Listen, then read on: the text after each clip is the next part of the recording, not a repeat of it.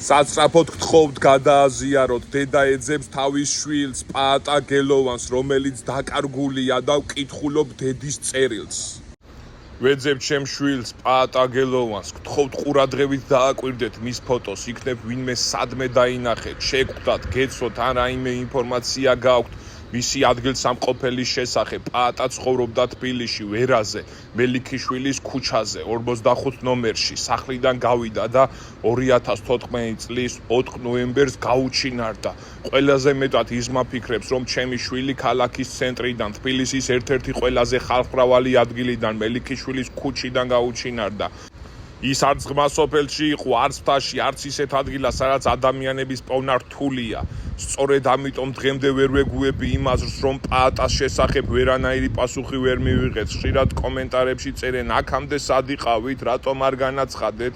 მინდა კიდევ ერთხელ განვარტო, პაატას გაუჩინარებიდან 24 საათის განმავლობაში მიმართე შესაბამის უწყებებს და მისი დაკვარგვის შესახებ განცხადება გაკეთდა. ჩემი შვილის ძებნა არასოდეს შემიწყვიტავს, დღეს საჯაროდ მიმართავ შესაბამის ორგანოებს, სამართალდამცავებს, უწყებებს და ყველა იმ ადამიანს, ვინც ამ საქმის გამოძიებაში წვლილის შეტანა შეუძლია.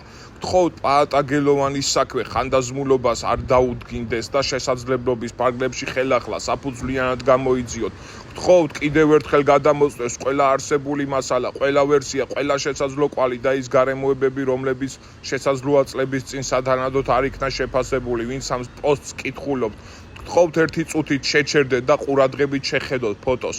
იქნებ სადმე გინახავთ, იქნებ რაიმე იცით, იქნებ გახსოვთ რაიმე დეტალი, რომელსაც მაშინ მნიშვნელობა არ მიეცით. გთხოვთ ნუ იფიქრებთ, რომ ეს უკვე ძველი ამბავია.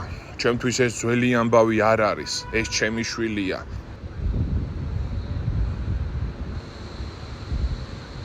თუნდაც უმნიშვნელო ინფორმაცია გქონდეთ, გთხოვთ მომწეროთ ან შესაბამის უწყებებს მიაწოდოთ, შესაძლოა სწორედ თქვენმა ერთმა გაზიარებამ მიაღწიოს იმ ადამიანამდე, ვისაც პაატას შესახებ რაიმე ინფორმაცია აქვს.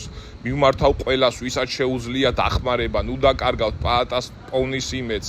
კიდევ ერთხელ განმეორდები, გთხოვთ ხელახლა გამოიძიოთ ჩემი შვილის პაატა გელოვანის გაუჩინარების საქმე. არ მისცეთ საქმე ხანდაზმულობის გამო დავიწყების საშუალება და კიდევ ერთხელ საფუძვლიანად გადამოწყვეს ყველა გარემოება, შესაძლო ვერსია და არსებული მასალა.